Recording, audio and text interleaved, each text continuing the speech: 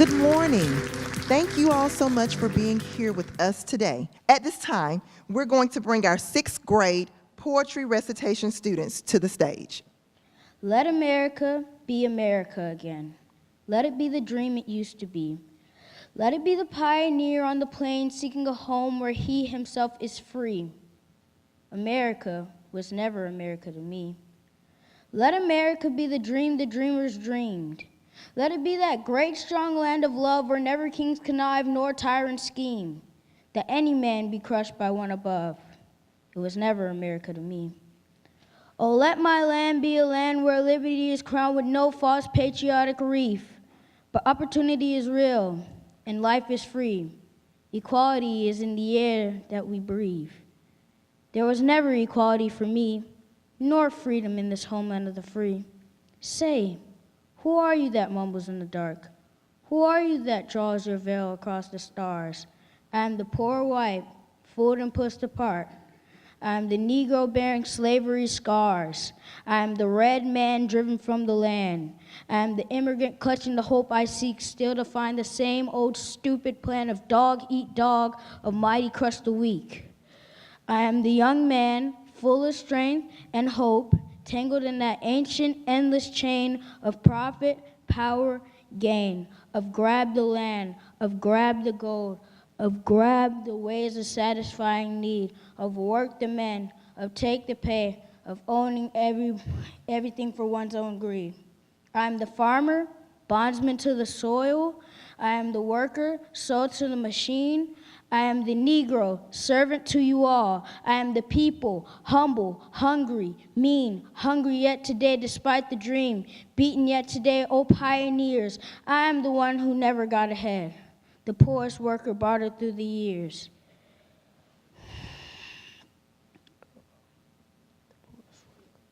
Yet I'm the one who dreamt our basic dream. While still a serf in the old world, while still a serf of kings who dreamt the dream so brave, so strong, so true, that even yet its mighty daring sings.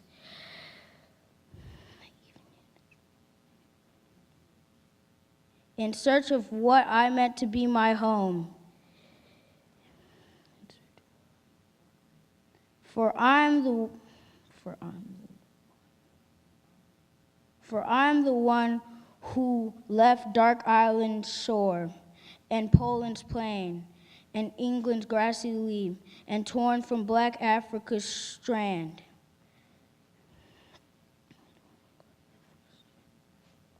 I came to build a homeland of the free. The free. Who said the free? Not me, surely not me. The millions on relief today, the millions beat down when we strike, the millions who have nothing for our pay. For all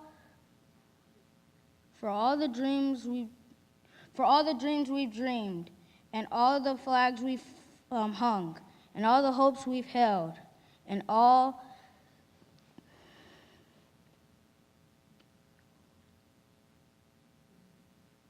the millions on relief today who dreamed, and all the millions on relief today who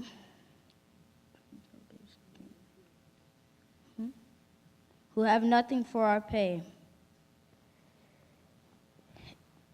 except the dream that's almost dead today.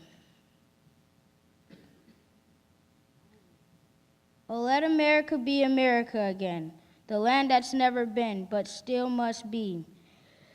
The poor man's, Indians, Negroes, me, the people who made America, whose sweat and blood, whose faith and pain,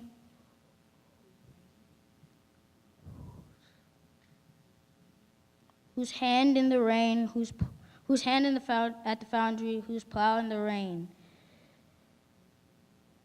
must bring back our mighty dream again. Oh, let America be America again. Sure, call me any ugly name you want to, but the steel of freedom does not stain.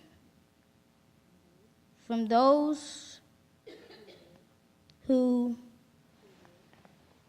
from those who live like leeches on people's lives. We must take America back again. Oh yes, I say it plain.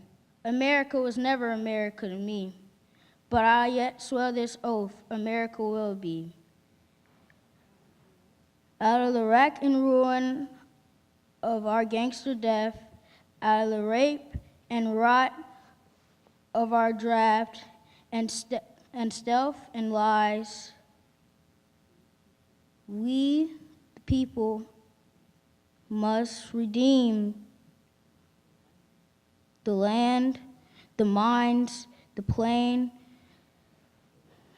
the rivers, the mountains, the endless plain, all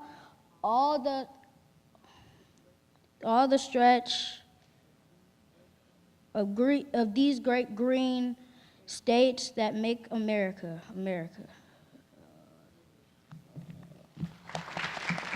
Pretty woman wonder where my secret lies. I'm not cute or built to suit a fashion model size. But when I start to tell them, they think I'm telling lies. I say it's in the reach of my arms, the span of my hips, the stride of my step, the curl of my lips. I'm a woman, phenomenally, phenomenal woman. That's me. I walk into a room just as cool as you please. Into a man, the fellows stand or fall down on their knees. And then they swarm around me, a hive of honeybees. I say, it's the fire in my eyes and the flash of my teeth, the swing in my waist and the joy in my feet. I'm a woman, phenomenally, phenomenal woman. That's me. Men themselves have wondered what they see in me. They try so much, but they can't touch my inner mystery. When I try to show them, they say they still can't see. I say, it's in the arch of my back, the sun of my smile, the rod of my breast, the grace of my style. I'm a woman, phenomenally, phenomenal woman.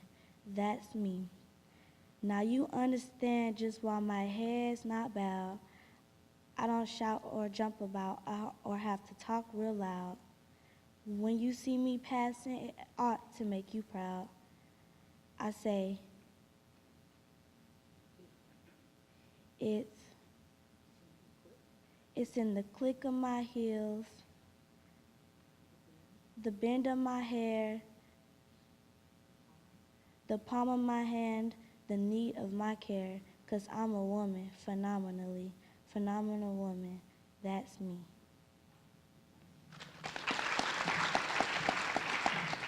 Out of the night that covers me, black as the pit from pole to pole, I thank whatever gods may be for my unconquerable soul. In the fell clutch of circumstance, I have not winced nor cried aloud. Under the bludgeonings of chance, my head is bloody but unbowed. Beyond this place of wrath and tears looms but the horror of the shade, and yet the menace of the years finds and shall find me unafraid. It matters not how straight the gate, how charged with the punishments the scroll. I am the master of my fate. I am the captain of my soul. Invictus by William Ernest Henley.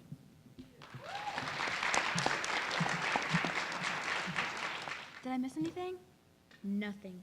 When we realized you weren't here, we sat with our hands folded on our desks in silence for the full 2 hours. Everything. I gave an exam worth 40% of the grade this term and assigned some reading due today, on which I'm about to hand out a quiz worth 40%. None of the content in this course has value or meaning. Take as many days off as you like. Any activity you want to take as a class, I assure you, will not matter to either you or me and are without purpose. Everything. A few minutes after we began last time, a shaft of light suddenly descended and an angel or the heavenly being appeared and revealed to us what each man or woman must do to attain divine wisdom in this life and hereafter.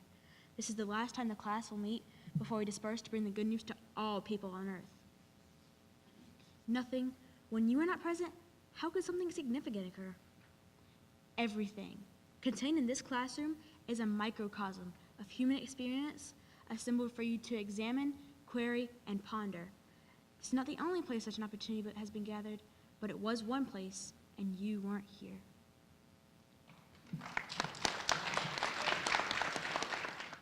Jenny was so happy about the house they had found. For once in her life, it was on the right side of town. She unpacked her things with such great ease as she watched her new curtains blow in the breeze. How wonderful it was to have her own room. School would be starting. She'd have friends over soon. There'd be sleepovers, parties. She was so happy. It was just the way she wanted her life to be. On the first day of school, everything went great. She made new friends and even got a date. She thought, I want to be popular and I'm going to be because I got a date with the star of the team. To be known in the school, you have to have a clout. And dating this guy would sure help her out. There was just one thing stopping her fate. Her parents said she was too young to date. Well, I won't tell them the entire truth. They won't know the difference. What's there to lose? Jenny asked to stay with her friends that night. Her parents frowned but then said, all right. Excited, she got ready for the big event and rushed around like she had no sense. She began to feel guilty about her lives. But what's a pizza, a party, and a moonlight ride? Well, the pizza was good, the party was great, but the moonlight ride would just have to wait, for Jeff was half drunk by this time. He kissed her and said that he was just fine. The room filled with smoke and Jeff took a puff. Jenny couldn't believe he was smoking that stuff, and now he was ready to ride to the point, but only after he'd smoked another joint. They jumped in the car for the moonlight ride, not thinking that he was too drunk to drive. They finally made it to the point at last, and Jeff started trying to make a pass, and a pass is not what Jenny wanted at all. And by a pass, I don't mean playing football. Boy, maybe my parents were right. Maybe my parents were right. My parents were right. Maybe I am too young. Boy, how could I ever be so dumb? With all her might, she pushed Jeff away. Please take me home. I don't want to stay. Jeff cranked the engine and floored the gas. In a matter of seconds, they were going too fast. As Jeff drove on in a fit of wild anger, Jenny knew her life was in danger. Then in the distance, she saw a big flash. Oh God, please help us. We're going to crash. Jenny doesn't remember the force of the impact. Just everything all of a sudden went black. She felt someone remove her from the twisted rubble and heard, call an ambulance, these kids are in trouble. What she heard, a few words at best, but she knew there were 2 cars involved in the wreck. She awoke in the hospital to faces so sad. You've been in a wreck and it looks pretty bad. These voices echoed inside her head as they gently told her that Jeff was dead. But the other people in the car, Jenny cried, we're sorry, Jenny, they've also died. Oh God, please forgive me for what I've done. I only wanted was to have one night of fun. Please tell their people's families I've made their lives dim and I wish I could return their families to them. Tell Mom and Dad, I'm sorry I lied, and I really went out for a moonlight ride. Oh, nurse, won't you tell them that for me? The nurse just stood there. She never agreed, but took Jenny's hand with tears in her eyes. A few moments later, Jenny died. A man asked the nurse, why didn't you do your best to bid that girl her one last request? The nurse looked at the man with eyes so sad, because the people in the other car were her mom and dad. This story is sad, unpleasant, but true. So young people, take heed, it could have been you.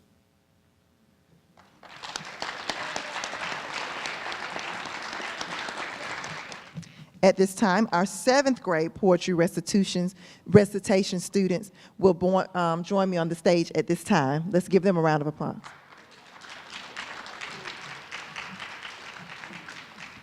Complacencies of the peignoir and late coffee and oranges in a sunny chair, and the green freedom of a cockatoo upon a rug mingle to dissipate the holy hush of ancient sacrifice. She dreams a little and feels the dark encroachment of that old catastrophe winding across wide water without sound. The day is like wide water without sound. Stilled for the passing of her dreaming feet over the seas to silent Palestine, dominion of the blood and sepulchre. Why shall she give her body to the dead? What is divinity if it can only come in silent shadows and in dreams? Shall she not find in comforts of the sun, and pungent fruit and bright green wings, or else in any balm or beauty in the earth? Divinity must live within herself. Passions of rain are moods in falling snow. Grievings and loneliness are unsubdued elations when the forest blooms. Gusty emotions on wet roads on autumn nights. All pleasures and all pains, remembering the ball of summer and the winter branch. These are all measures destined for her soul. Jove in the clouds had his inhuman birth. No mother suckled him, no sweet land gave large mannered motions to his mythy mind. He moved among us as a muttering king magnificent will move among his very hinds, until our blood comely virginal with heaven brought such requital to desire the very hinds discerned in a star. Shall our blood fail, or shall it come to be the blood of paradise? And shall the earth seem all of paradise that we shall know? The sky will be much friendlier than now. A part of labor and a part of pain, and next in glory, through enduring love, not this dividing and indifferent blue. She says, I am content when wakened birds before they fly test the reality of misty fields. But when the birds are gone and the warm fields return no more, where then is paradise?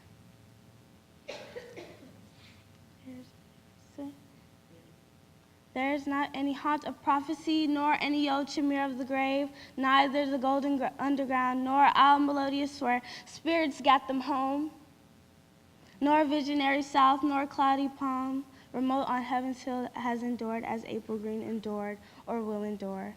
Like her remembrance of awakened birds, or her desire for June and evening tipped by the consummations of swallows' wings. She says, I am content.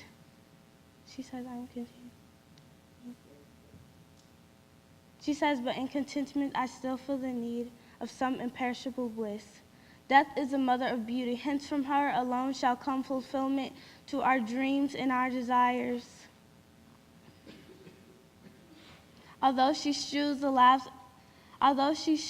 leaves of sure obliteration on our path, the path sick sorrow took many paths where triumph ranger's brassy phrase or love whispered a little out of tenderness. She makes the willows shiver in the sun for the maidens who weren't relinquished to their feet and sit and gaze upon the grass. She causes boys to pile new plums and new pears disregarded on the plate, the maidens taste and impassioned on the littering leaves. Is there no change of death in paradise? Does ripe fruit never fall, or do the boughs hang always heavy in that perfect sky?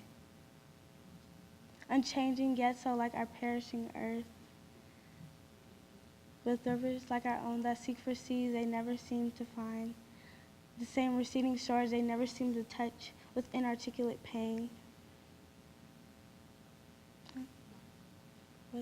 What's next?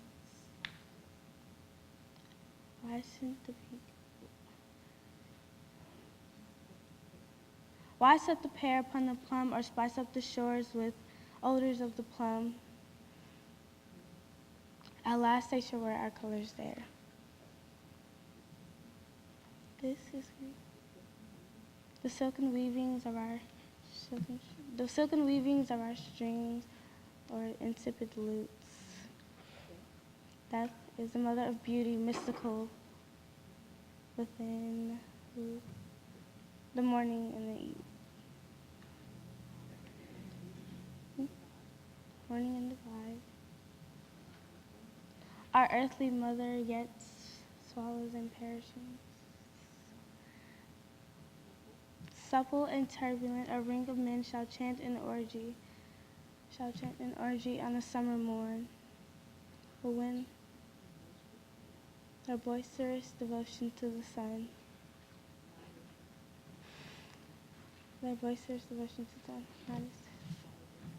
not as a god, but as a god. A movie. Not as a god, but as a god among. Naked among them, like a cherish. Naked among them, like a savage source. Naked among them, like a savage source. Their chant shall be a chant of paradise. Out of their blood will sound the soup. The sky will seem much friendlier than now. And in their chants, and children too. They shall chant voice by voice, and really leans when the Lord delights. Silken weavings of our afternoon.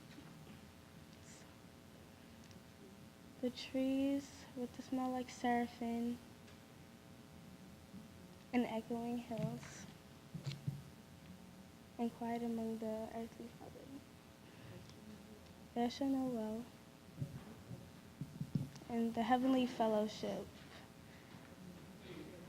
and in of men that perish in the summer morn, and whence they came, and whither shall they go? The dew upon their feet shall men infest. She gave her upon the water, without sound, a voice that cries, saying without sound. Is not the one of spirits in him, as grave as Jesus lives their lights. We live in hope, a light in the sun, or earlier dependency of day and night, or all our sun, unto the shade, and that not water, inescapable.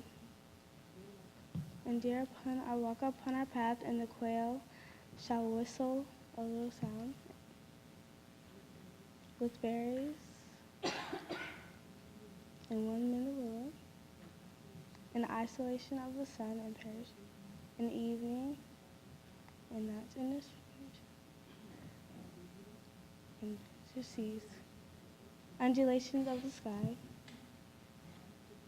and now with the darkness, and the sea awaits. Thank you. You may write me down in history with your bitter, twisted lies. You may trod me in the very dirt, but still, like dust, I rise. Does my sassiness upset you? Why are you beset with gloom? 'Cause I walk like I've got oil wells pumping in my living room. Just like moons and like suns with the certainty of tides, just like hope springing high, still I rise. Did you want to see me broken? Bowed head and lowered eyes, shoulders falling like teardrops, weakened by my soulful cries. Does my haughtiness offend you? Don't you take it awful hard, 'cause I laugh like I've got gold mines digging in my own backyard. You may shoot me with your words, you may cut me with your eyes, you may kill me with your hatefulness, but still, like the air, I'll rise. Does my sexiness upset you? Does it come as a surprise that I dance like I've got diamonds at the meeting of my thighs? Out of the huts of history's shame, I rise. Up from a past that's rooted in pain, I rise. I'm a black ocean, leaping and wide, welling and swelling, I bear in the tide. Leaving behind nights of terror and fear, I rise. Into a daybreak that's wondrously clear, I rise. Bringing the gifts that my ancestors gave, I am the dream and hope of a slave. I rise, I rise, I rise. Thank you. The tendrils of my hair illuminate under the amber glow. Bathing. It must be this one. The last remaining streetlight yet to be replaced by the sickening blue-green hue of the future. I bathe, calm, breathing air of the present but living in the past. The light flickers. I flicker back.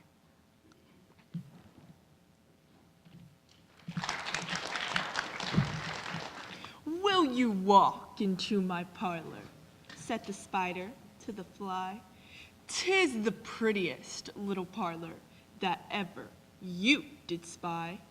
The way into my parlor is up a winding stair, and I have many pretty things to show when you are there. Oh, no, no, said the little fly. To ask me is in vain, for who goes up your winding stair can ne'er come down again. I'm sure you must be weary, dear, with soaring up so high.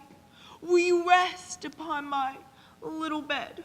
Said the spider to the fly. There are pretty curtains drawn around. The sheets are fine and thin, and if you like to rest a while, I'll snugly tuck you in. Oh, no, no, said the little fly, for I've often heard it said, they never, never wake again who sleep upon your bed, said the cunning spider to the fly. Dear friend, what shall I do to prove the warm affection I've always felt for you? I have within my pantry good store of all that's nice. I'm sure you're very welcome. Will you please to take a slice? Oh, no, no, said the little fly. Kind sir, that cannot be. I've heard what's in your pantry, and I do not wish to see. Sweet creature, said the spider, you're witty and you're wise. How handsome are your gauzy wings, how brilliant are your eyes. I have a little looking glass upon my parlor shelf. If you'll step in one moment, dear, you shall behold yourself. I thank you, gentle sir, she said, for what you've pleased to say, and bidding you good morning now, I'll call another day. The spider turned him round about and went into his den, for well he knew the silly fly would soon be back again. So he wove a subtle web in a little corner sly, and set his table ready to dine upon the fly. Then he came out to his door again, and merrily did sing, Come hither, hither, pretty fly with the pearl and silver wing. Your robes are green and purple, there's a crest upon your head. Your eyes are like the diamond bright, but mine are dull as lead. Alas, alas, how very soon this silly little fly, hearing his willy flattering words, came slowly flitting by. With buzzing wings she hung aloft, then near and nearer drew, thinking only of her brilliant eyes in green and purple hue, thinking only of her crested head. Poor, foolish thing at last! Up jumped the cunning spider and fiercely held her fast. He dragged her up his winding stair and to his dismal den within his little parlor, but she ne'er came out again. And now, dear little children, who may this story read, to idle, silly, flattering words, I pray you ne'er give heed unto an evil counselor, close heart and ear and eye, and take a lesson from this tale of the spider and the fly.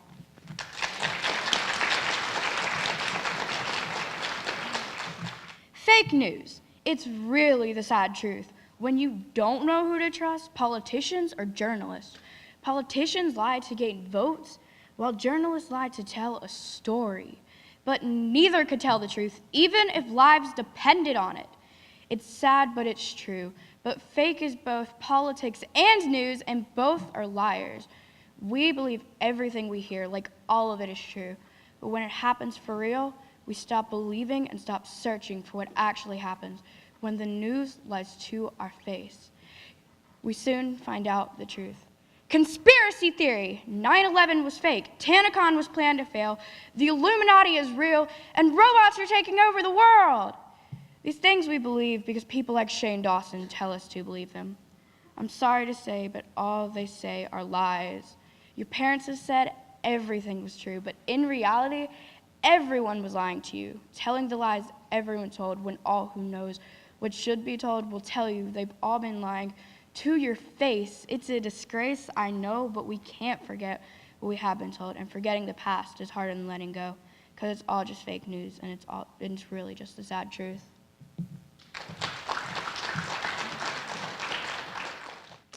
With our 8th grade poetry recitation students, please join us on the stage.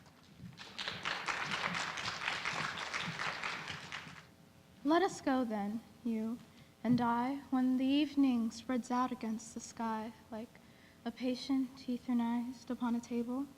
Let us go through certain half-deserted streets, the muttering retreats of restless nights and one-night cheap hotels and sawdust restaurants with oyster shells, streets that follow like a tedious argument of insidious intent to lead you to an overwhelming question. Oh, do not ask, what is it? Let us go and make our visit. In the room, the women come and go, talking of Michelangelo. The yellow fog that rubs its back upon the window panes, the yellow smoke that rubs its muzzle on the window panes, licked its tongue into the corners of the evening and lingered upon the pools that stand in drains. Let fall upon its back the soot that falls from chimneys, slipped by the turns and made a sudden leap, and seeing it was a soft October night, curled once about the house and fell asleep.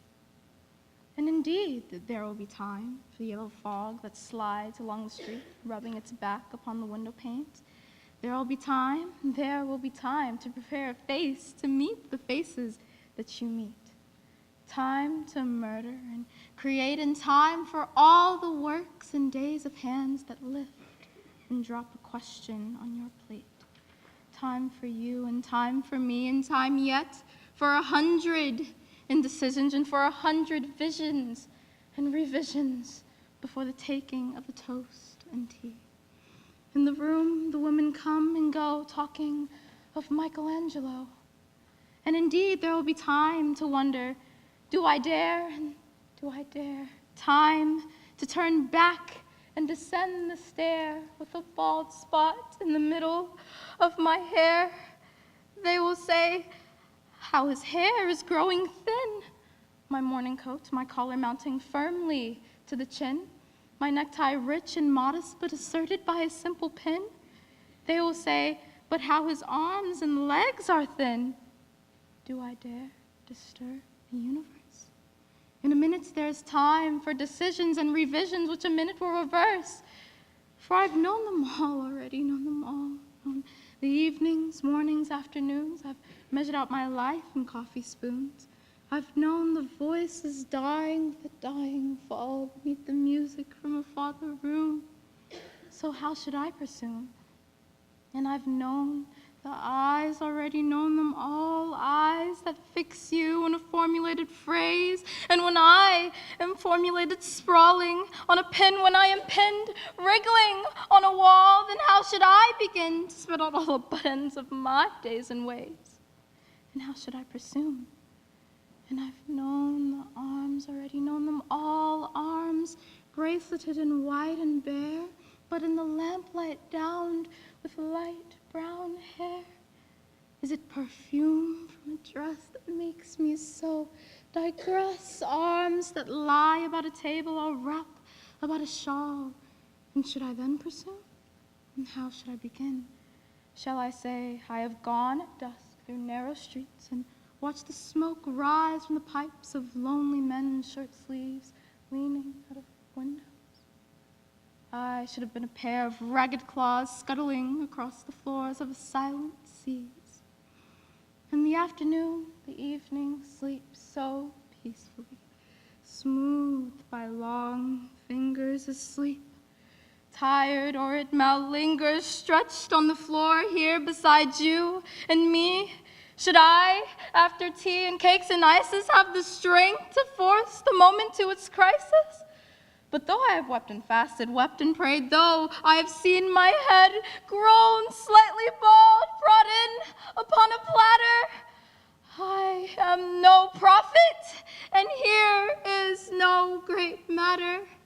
I have seen the moment of my greatness flicker, and I have seen the eternal footman hold my coat and snicker.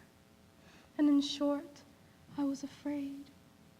And would it have been worth it, after all, after the cups, the marmalade, the tea, among the porcelain, among some talk of you and me? Would it have been worthwhile to have bitten off the matter with a smile, to have squeezed the universe into a ball, to rule it towards some overwhelming question? To say, I am Lazarus, come from the dead, come back to tell you all. I shall tell you all. If one settling a pillow by her head should say That is not what I meant at all. That is not it at all.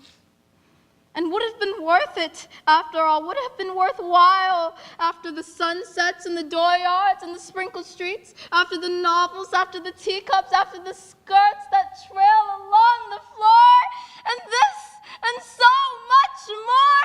It is impossible to just say what I mean, but it's of a magic lantern through the nerves and patterns on a screen. Would have been worth it if one settling a pillow, throwing off a shawl, and turning towards the window should say, that is not it at all, that is not what I meant at all. No! I am not Prince Hamlet, nor was meant to be. I am an attendant lord, one that will do to swell a progress, start a scene or two, advise the prince, no doubt an easy tool, differential, glad to be of use. Politic, cautious, meticulous, full of high sentence, but a bit obtuse, almost at times ridiculous, almost at times indeed, the fool. I grow old, I shall wear the bottoms of my trousers rolled. Shall I part my hair behind? Do I dare to eat a peach? I shall wear white flannel trousers and walk along the beach. I have heard the mermaids singing each to each. I do not think that they will sing to me. I've seen them riding seaward on the waves, combing the white hair of the waves, blown back when the wind blows the water white and black. We have lingered into the chambers of the sea by seagulls roughened with seaweed red and brown, till human voices wake us. And we drown.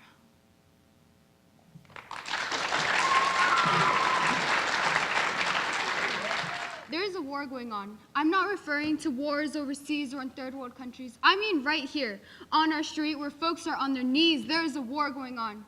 See, kids get exposed to crack and dope every day at school. We got 12-year-olds transporting, becoming some thug's mule because they look up and see guidance. Find a role model and think it's cool. But maybe it has to do with them going home to a father who's playing the fool. Now drop of those jewels and tools used to show the world can be less cruel. See, over 50% of fathers jump ship early, forcing young boys to be the man, or little princesses to cook before they can stand. We're starting families with no plan, feeding the devil's appetite soul by soul until another neighborhood becomes a village of the damned.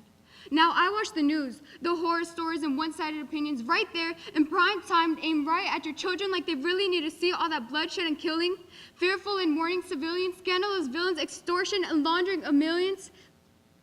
Isn't it possible these young minds absorb like sponges to become criminally brilliant?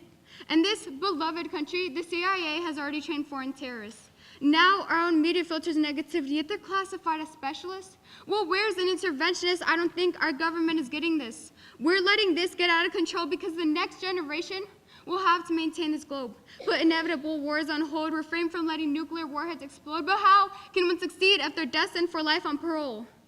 The sleeper hold we put them in is submissive. It damages the part of the brain that's used to make a choice. So now they grow up with guns, never realizing they had a voice. Gangs are like magnets, protection, acceptance, brainless and senseless, yet rendered relentless. And where else does a kid turn when he feels defenseless and there seems no other answer?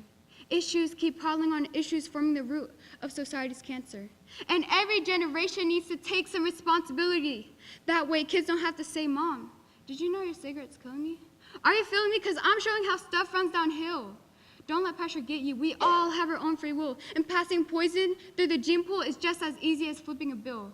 Might as well just feed your kid that first pill. We're running in a circular path. There's no break in the circuit. But we do it blindly because we can't look in the eyes of our grandchildren, children, and say it was worth it. Truth of the matter is humanity doesn't deserve it. We're all blessed with life on this planet. So ask yourself, what can I do to preserve it? We're dealing with life here. We're dealing with destiny and fate. Every day we face and feel hate. When reality hits and another child is behind yellow caution tape, oh, now we're irate. Oh, now this causes debate over how we degrade and desecrate. But when do we pull together to save what we create? Because there's a war going on out there for real. People are struggling, fighting for a meal, forced to rob and steal, using drugs not to feel like life is so surreal. They can't reveal what hurts, just conceal the worst. And the picture painted on the outside looks ideal. We're dealing with life here. We're dealing with destiny and fate. Every day we face and feel hate. When reality hits and another child is behind yellow caution tape, Oh, now we're right. Oh, now this causes debate over how we degrade and desecrate. But when do we pull together to save what we create? Because that war out there is real, and it's burning like the sun, casting a shadow of a decimal one. So let's slow our rolls, count our blessings, and never forget where we came from, because there's war going on.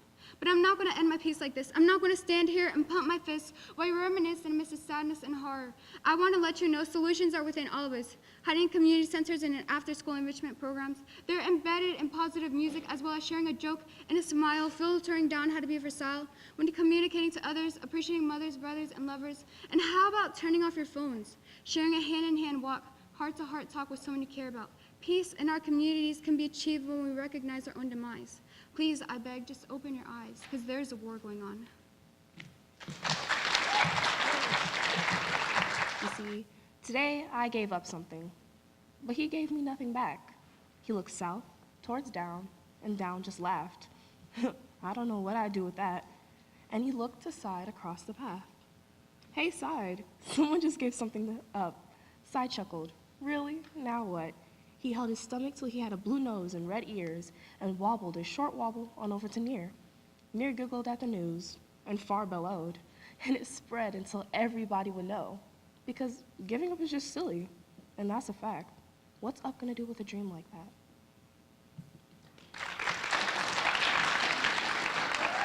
Is life a reality or just a dream?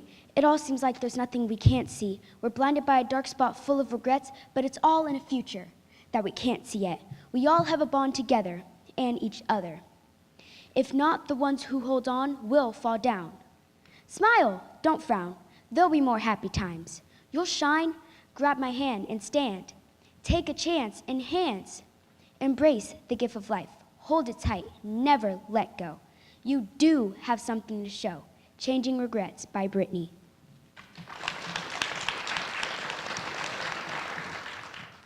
When I was 8 years old, my mom taught my sister and I to play the piano. Now, I'm moderately awful, but still good enough to impress a crowd at a party. As I play, I imagine each note in perfect harmony with the other, just as it should be. And just as it really is, I'm pounding the keys rhythmically and it sounds like a hodgepodge. I place my fingers onto the piano, preparing to play something beautiful, as my mom walked into the room only to say 2 words. I'm done. And that was it. That was all she said. She didn't say, I think. She didn't hesitate. She was done. Time had stopped ticking. I saw it coming, so why did it hurt so bad? Why did I force myself to believe that everything between the two of them was going to be okay? I can't even explain which was worse. The fact that she was going to leave, or the fact that I didn't know if he was going to change. Every argument, every snide remark, every game of silent treatment. The funny thing is that I wasn't even mad at her. The only thing that I could say was good for you. Good for you. What am I going to do? What's going to happen in a week, a month, a year? And how am I going to pretend that everything's okay? I mean, don't get me wrong. I've already mastered the brave face routine. You know, the one where you swallow your tears, hands on your hips with your chin up high? I'm going to have to step up my game. People are going to notice I'm upset. I zoned out for so long I didn't feel myself putting weight on the piano, or that I'd stopped listening. I couldn't believe this was happening to me. I'm heartbroken. Heartbroken. How could you? How could he get mad, not understanding her situation, and then try to make up an excuse without proper citation? The possibilities from now are negatively endless. As far back as I can remember, this was bound to happen. But I don't want to cry about something that's indefinite. I want to believe he can change. Do you have any questions? No? I replied as I placed my fingers back down and began to play. To play a song, imagining the notes in perfect harmony. To play a song that was very simple, but would still impress a crowd at a party.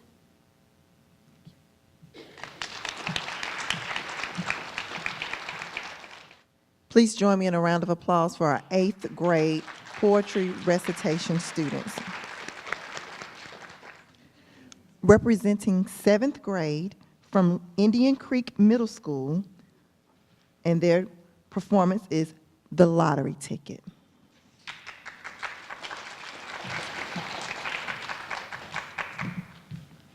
Hey, I would like to buy a Powerball. A what? A Powerball. A what? Powerball. Power. A power bar.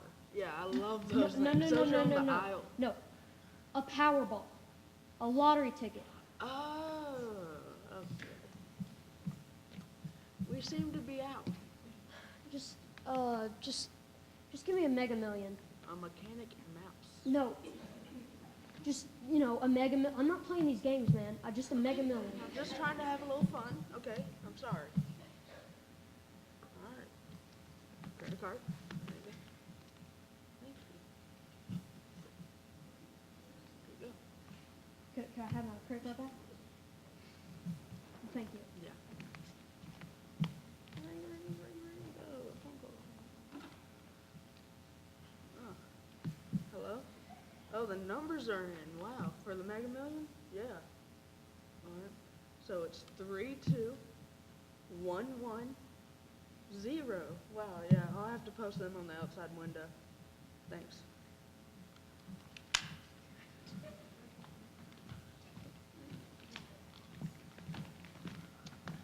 What's up, brother? Yeah, what's up? I just won this here lottery ticket. Just won this here lottery ticket. Figured I'd come and cash it in. Yeah. What you gonna buy with the money? You know, some hair for my hairless cat. I was one off! A gold-plated Prius. Yeah. A literal ton of cheese balls. Oh, yeah? And one of those drink hats. Sir, could you be so kind to lend me some money? I have this foot fungus that I just need to Let me cure. just stop you right there, sir. I'm just gonna have to ask you to stop and walk off because I can't buy a gold-plated Prius. Sir. No, I cannot buy a gold-plated Prius if you do not, if I pay for your foot fungus, all right? As I was saying, I was gonna buy a drink hat. Yep, all right. Well, I best get going. Gotta run down to the bank and put that, how much is that? It's about 5 million. Yeah, it's a Mega Million, so. Well, yep. Have fun with your hairless cat. All right, thank you. Yeah. Sir, please. Nope. Please, sir. Sir. No, sir, please. I need the money. People these days, man. People these days. Ta-da!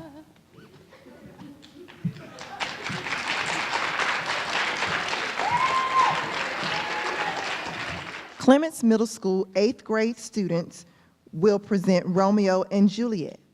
Romeo and Juliet, a tale of two teens who are forced to hide their love because of family issues. Well, today you're going to be watching something similar. So sit back, relax, and enjoy the show. Man, I can't wait to get my girl back. You talking about Rosalie? Man, she might not even want you back. Just saying. Nah, man, we in love. I just gave her the keys to my mama's house. Hold up. You gave her what? You know y'all run on and off that light switch, right? Nah, man. Come on, guys, let's put on disguises. Camera's getting noticed.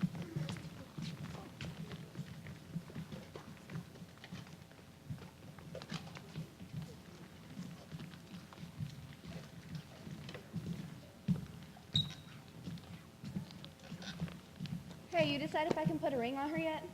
She's so young. Here, I'll tell you what. If she says yes, you may marry her. Care to dance? Not really. Come on.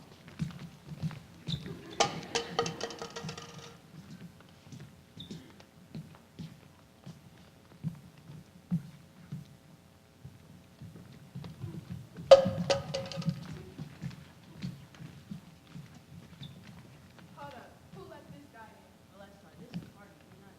Nah, man. He on my table. I should kill him right now. Only he and if you can take the autos down, police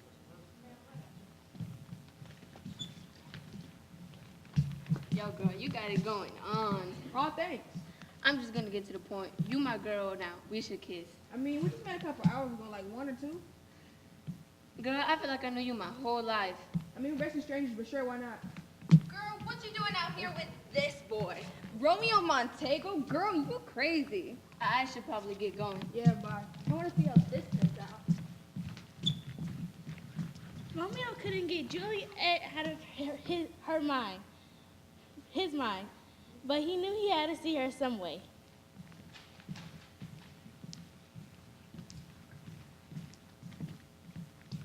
Yo, Julie, you there? Yeah, I'm here. I got nowhere else to go. Wait, why are you here? Do you have a death wish or something? I don't think so. I just had to see you, girl. And you couldn't have called? I didn't think of that. Well, anyway, you're trying to get married? You serious? I mean, I'm only 15. I'm only 13. What's your point? I mean, I'm down. Maybe I can take a move. All right. Romeo now had a problem. He needed to find somebody to marry him and Juliet. Then it came to him. What's up, man? I need a favor. Hey man, what's going on? I need you to marry me and my girl. You marrying Rosaline? You can do a lot better. I mean, I'm just saying. Nah, man, Julie can play. You're marrying Julie Caplet. Yeah. Alright, when? In 7 minutes. Come on. Alright. I can't believe you're actually going to marry this guy. How many times are you actually going to say that? Until I believe it. Wait a minute, you guys are serious about this? Very. We already been over this. I think you guys need to go back over this. Yeah, I agree with the nurse. Your parents would kill me if I marry y'all. And weren't you just in love with Rosaline yesterday? Wait, who's Rosaline? Don't worry about it. I'll just pay you 50 coins. Alright. We are gathered Hey, here because I got somewhere to be. Do you take this guy to be your husband? Yeah. And do you take this girl, girl to be your wife? Yes. And the Yeah. power vested in me, which isn't a lot, I pronounce you man and wife. You may hug your bride. I thought we practiced this before getting married.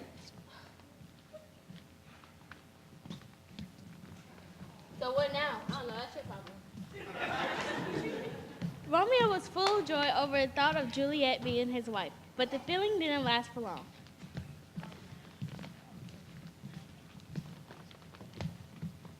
Aren't you the one who crashed my uncle's party? Yeah, I didn't mean for it to turn out like that. You see, I was trying to get my girl back, but then I ended up falling for another girl. Nah, man, I don't care about your life problems. I just came here to get even. Hold up, you gonna let him talk to you like that? Man, you crazy, for real. Everyone relax, okay? We don't want any trouble. Yeah, what he said. Nah, it's too late for that. No. Tell my mama I love her. This is all your fault. No! Oh, come on, we can't be seen here. What about the body?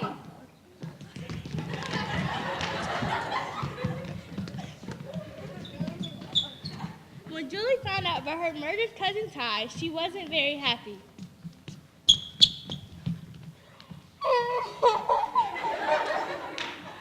I'm so sorry about your cousin. Ooh, girl, and guess who killed him? Who? Your precious husband. Oh, this thing couldn't get any worse. How do you think it's going? They don't get smart. Just because also Romeo's banned for Rona for killing his cousin, and you're marrying Paris in 3 days. What? But I can't marry Perry. Huh, you think you have a choice? Real Lord, you have to do something about this. What about you marrying Paris? Yeah, that's all you. Nothing to do with me. No, it doesn't have something to do with you. Now help me out or tell mom that you married me and Romeo. All right, man, relax, okay? Just drink this when you get home. Wait, what is this? It's a sleeping potion. It'll make it look like you're dead, and then I'll send Romeo to you at midnight, and you guys can run away or do whatever you guys do at your age. See, was that so hard?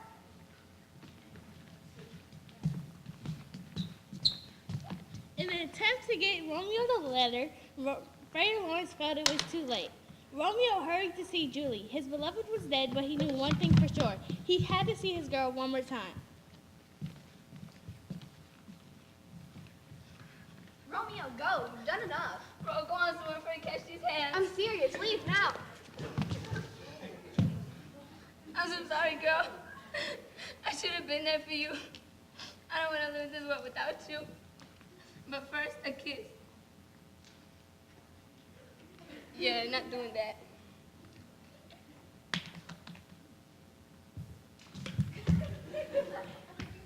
Oh no, if I were to arrive here an hour sooner, this would never happen. Wait, Real, where's Romeo? He's like, kind of like. Oh no, my precious Romeo. Oh, I don't want to live in this world without you. Plus, my parents would kill me if they found out that I marry you. So, we must die together. Julia, you're heavy. Girl, you're supposed to be dead. Oh, yeah.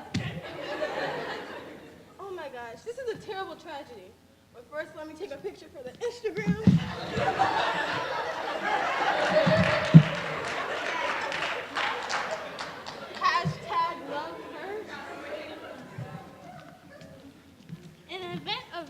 Romeo and Julie's death, the two families ended the feud. Then they didn't want to be blamed for this tragedy. Then they blamed Frater Lawrence and threw him in jail. We got him! Wait, what? Wait, what you talking about? Back up, back up! No, I didn't do nothing wrong! No, I didn't! Hey, wash your hands! What are you doing? We're done.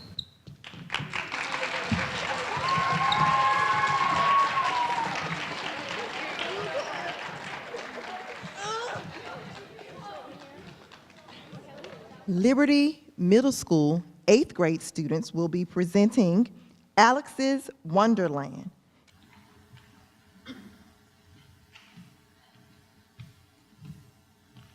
Alex, do you remember me?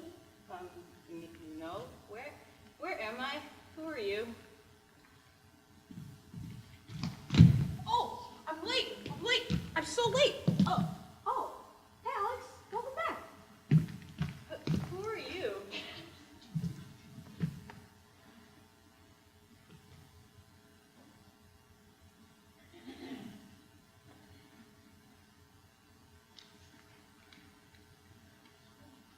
You know us.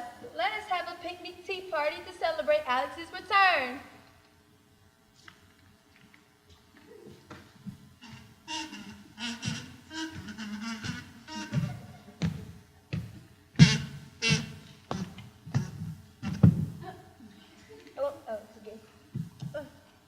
Who are you? Everyone knows my name. I don't understand. This makes absolutely no sense. No sense. That's the point, dear. This is your wonderland. Huh? That's the point, dear. This is your wonderland. It's not supposed to make sense. Everything here is upside down, right side up, upside left, down side right. Right. Yeah. What? Could you repeat that?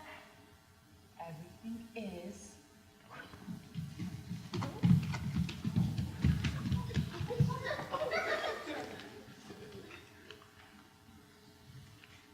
Wait, hold on. I know this is a serious moment and all, but you get cell service down here? And also, who are you? Who am I? Who am I? Hi, I'm the Queen of Hearts, Hunty, and those roses best be red by the time I get back, or it's off with all of your dirty heads, peasants.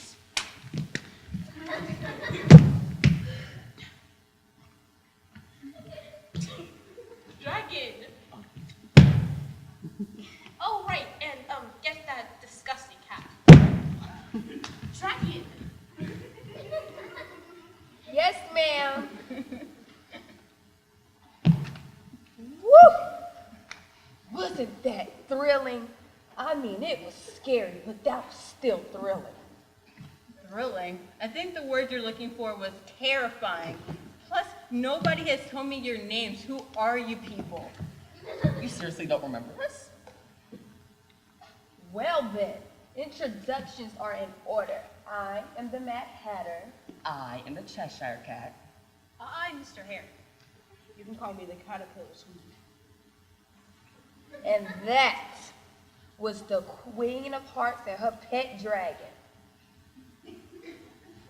Well, then, I guess I'm... We know. We know. It's okay. Well, dang.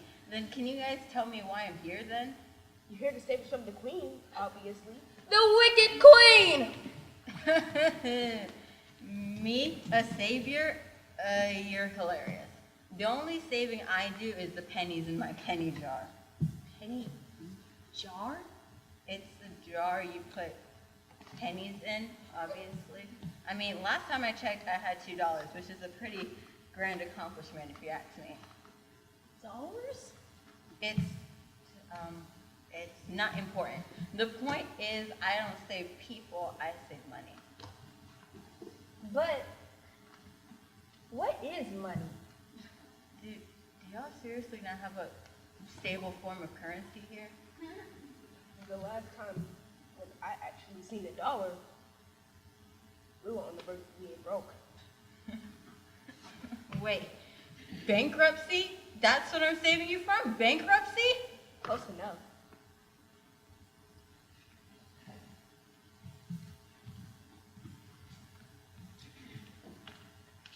Are you spilling tea without moi? I'm so... Excuse me. Oh, what's up, Alex? Oh, Dragon, what are you doing? My queen, you have not met Alex? Alex? Alex? Alex? Alex, wait. Weren't you Alice, a girl, the last time I saw you? Did you just assume my gender? Oh, And, yes. actually, I've been Alex for a while now. Oh, yes, I did assume your gender. And actually, it's supposed to be Alice. It says in my digital prophecy, it's 2000. Alice, blah, blah, blah, the girl who will save us all, the one who will go back to my people, which is not theirs in the first place. I mean, it's cliche, but you get the point, right?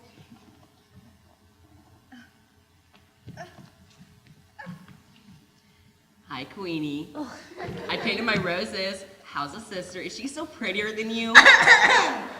For your information, rodent, my sister is still trapped underneath my castle. Dragon. Ugh.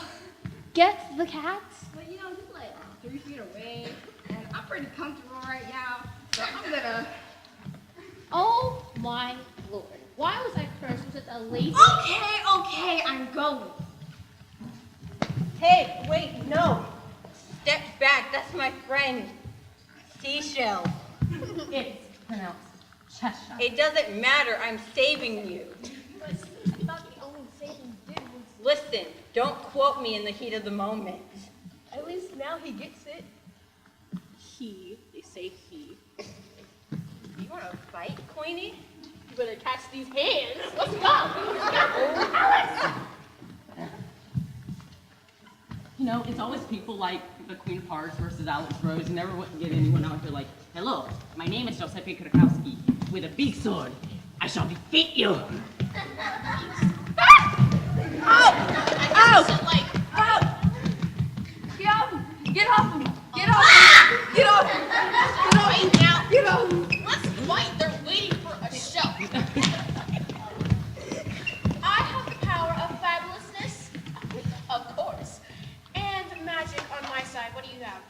Well, I have the power of magical friendship and teenage hormones on my side. I totally will rip off your head. Come at me then, Queenie. Oh, you finna cast the hands. Let's go. Let's go. Put up. Nah. Ow. Hold up. Okay, I'm ready. Off with your head.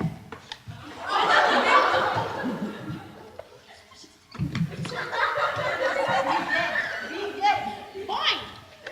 My show. Oh, thank you. I can go spend all my money in my credit card. Thank you, Alice? It's Alex.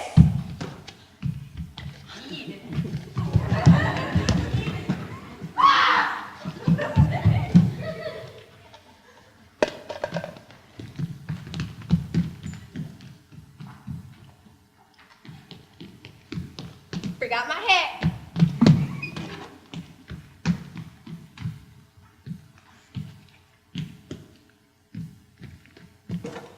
These are gold. I cannot lose these. And did she just take my diamond encrusted phone? Come here, little girl.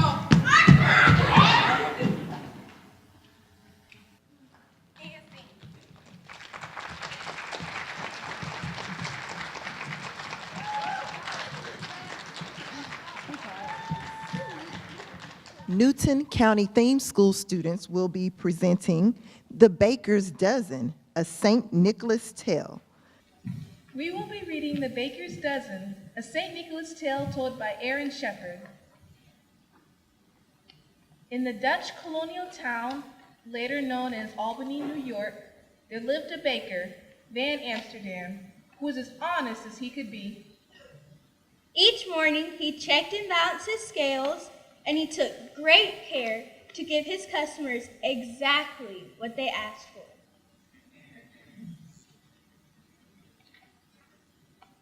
Van Amsterdam's shop was always busy because people trusted him and because he was a good baker as well. And never was a shop busier than in the days before December 6th, when the Dutch celebrate St. Nicholas Day. At that time of year, people flocked to the baker's shop to buy his fine St. Nicholas cookies. Made of gingerbread, iced in red and white. They look just like St. Nicholas as the Dutch know him. Tall and thin, with a high red bishop's cap and a long red bishop's cloak. One St. Nicholas Day morning, the baker was just ready for business when the door of his shop flew open. In walked an old woman wrapped in a long black shawl. I have come for a dozen of your St. Nicholas cookies. Taking a tray, Van Amsterdam counted out 12 cookies. He started to wrap them, but the woman reached out and stopped him. I asked for a dozen. You have given me only 12. Madam, everyone knows that a dozen is 12. But I say a dozen is 13. Give me one more. Van Amsterdam was not a man to bear foolishness. Madam, my customers get exactly what they pay for, not more and not less. Then you may keep the cookies.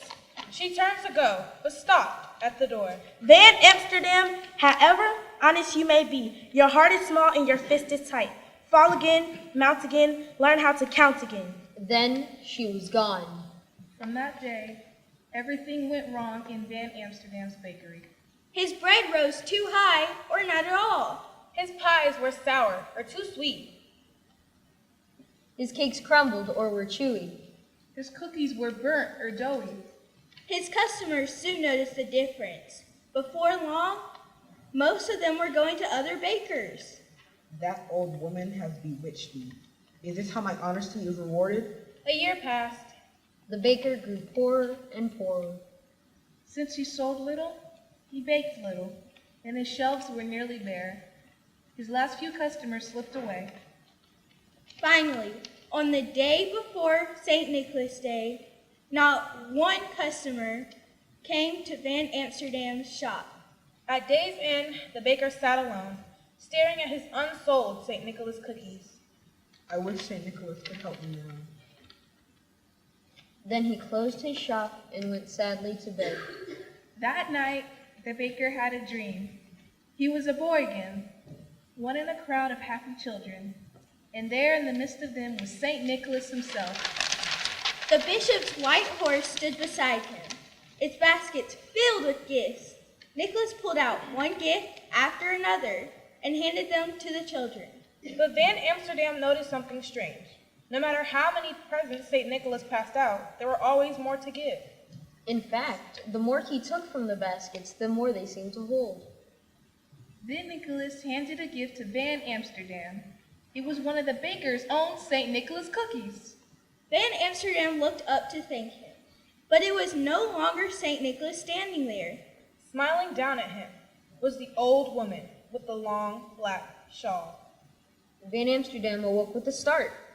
Moonlight shone through the half-closed shutters as he lay there, thinking. I always give my customers exactly what they pay for, not more and not less. But why not give more? The next morning, St. Nicholas Day, the baker rose early. He mixed his gingerbread dough and rolled it out. He molded the shapes and baked them. He iced them in red and white to look just like St. Nicholas. And the cookies were as fine as any he had made. Van Amsterdam had just finished when the door flew open. In walked the old woman with the long black shawl. I have come for a dozen of your St. Nicholas cookies. In great excitement, Van Amsterdam counted out 12 cookies. And one more. In this shop, from now on, a dozen is 13. You have learned to count well. You will surely be rewarded. She paid for the cookies and started out. But as the door swung shut, the baker's eyes seemed to play a trick on him. He thought he glimpsed the tail end of a long red cloak. As the woman foretold, Van Amsterdam was rewarded. When people heard he counted 13 as a dozen, he had more customers than ever. In fact, Van Amsterdam grew so wealthy that the other bakers in town began doing the same. From there, the practice spread to other towns, and at last through all the American colonies. And this, they say, is how 13 became the baker's dozen. A custom common for over a century. And alive in some places to this day.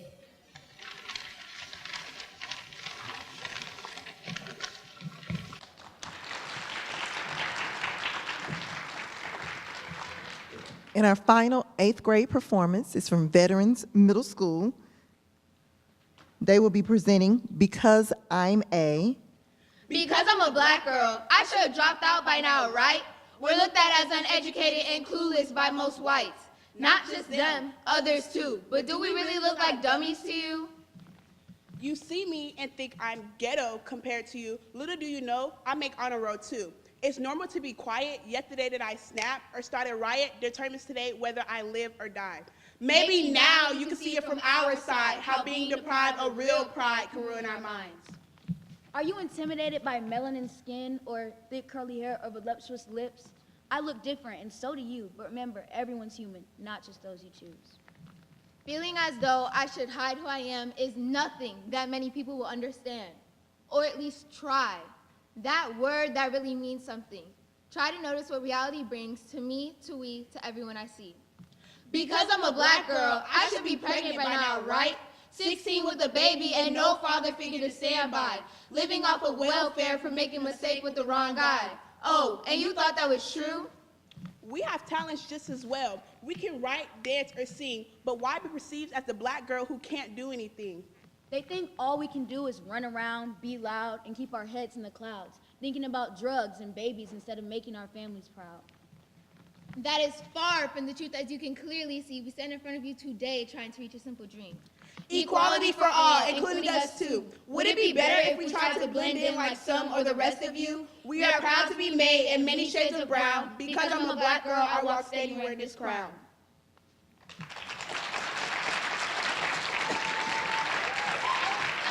Our Ready Writing 6th grade students, they wrote about less time in front of the TV. Representing Clements Middle School is Amaya Thomas.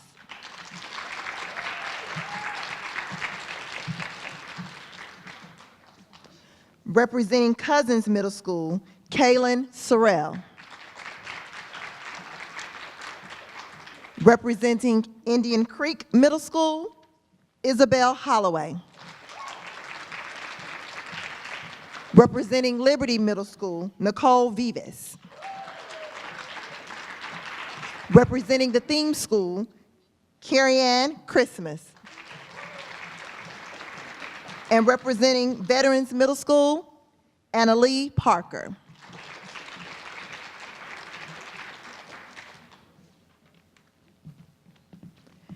And our second place winner is Amaya Thomas from Clements Middle School.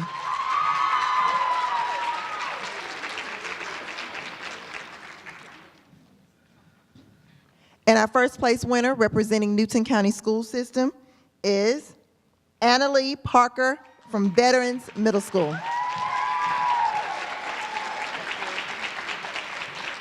Please join me in a round of applause for our 6th grade Ready Writing participants.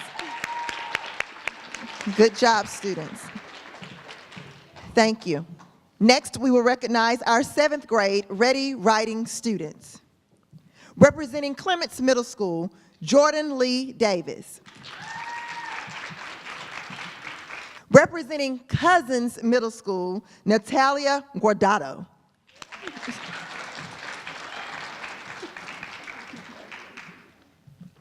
Representing Indian Creek, Lila Whitmire.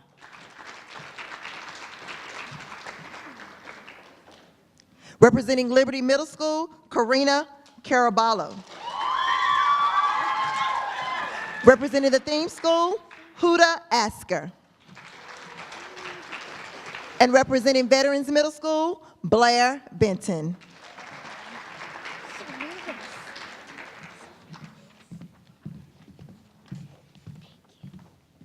And our second place winner from Cousins Middle School, Natalia Guardado.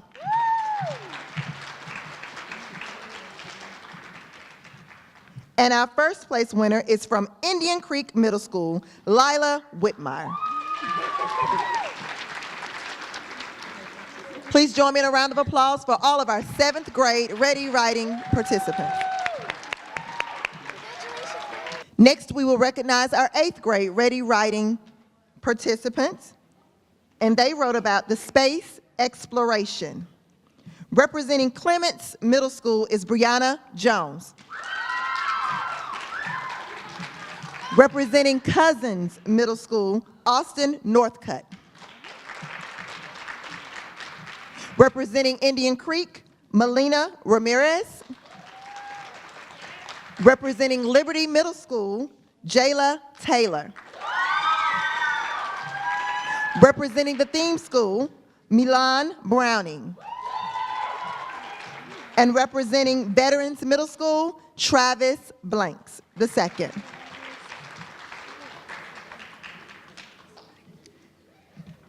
Our second place winner is Milan Browning from the theme school.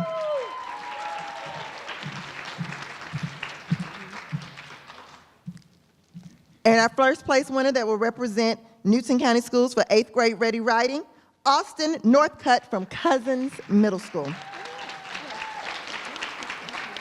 Please join me in a round of applause for our 8th grade Ready Writing participants. Next, we will recognize our 6th grade poetry recitation students. From Clements Middle School, Ian Butso. From Cousins Middle School, Amunique Samuels. From Indian Creek, Morgan Jeffries. From the theme school, Christian Rogers. From Veterans, Emmanuel Gray.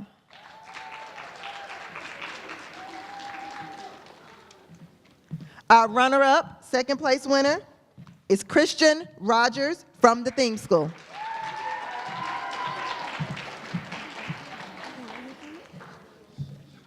And our first place winner representing Newton County Schools for 6th grade poetry recitation, Emmanuel Gray from Veterans Middle School.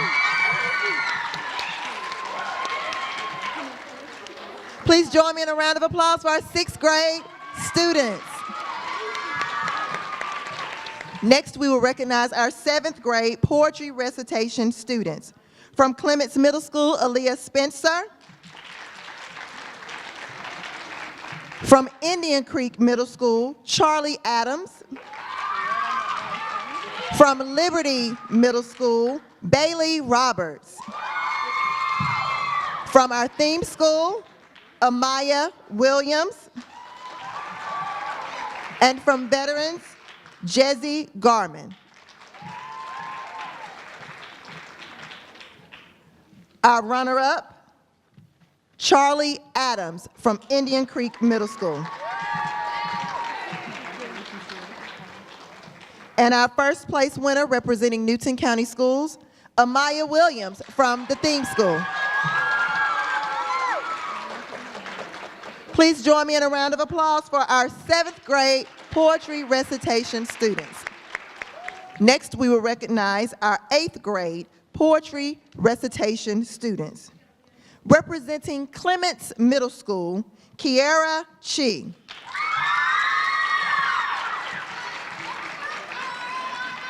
Representing Cousins Middle School, Malik Hanif Norman. I'm sorry, Malik was not with us today. Representing Indian Creek, Stacy Castillo. Representing Liberty Middle School, Genesis Dixon. Representing the theme school, Micaiah Graves. Representing veterans, Aurora Gray.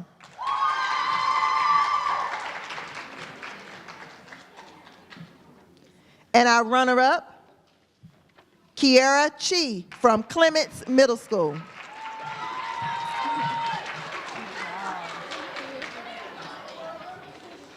And our first place winner representing Newton County Schools, Aurora Gray from Veterans Middle School.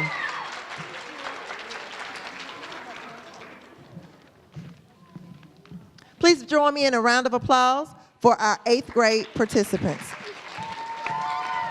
Next, we will recognize our 7th and 8th grade students that participated in our drama presentations.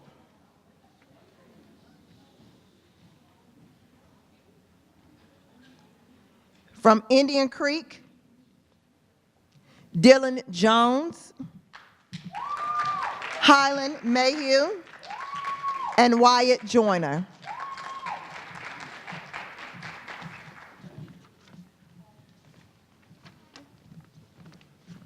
From Clements Middle School, Isaiah Thornton, Savannah Massey, Victor Piggy, Romina Arunde Reyes, Savannah Plunkett, Kanaya White, Kendall Maddox, Jenny Rodriguez, Abigail Grillo, Benta Jada.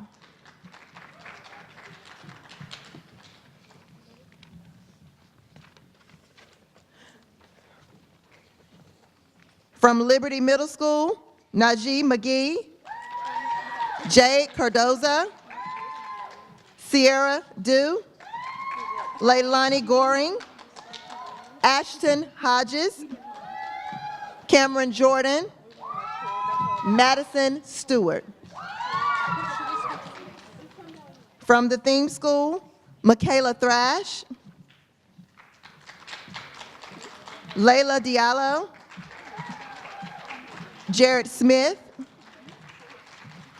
Sergio Rodriguez, Sarai Baker, Saze Odom. And from Veterans Middle School, Alasia Boggin, Jocelyn Kilgore, Mackenzie Gale Redway.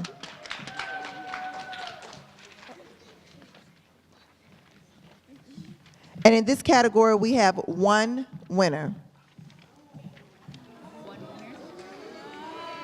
Representing Newton County Schools in the drama, with the drama presentation, will be Veterans Middle School.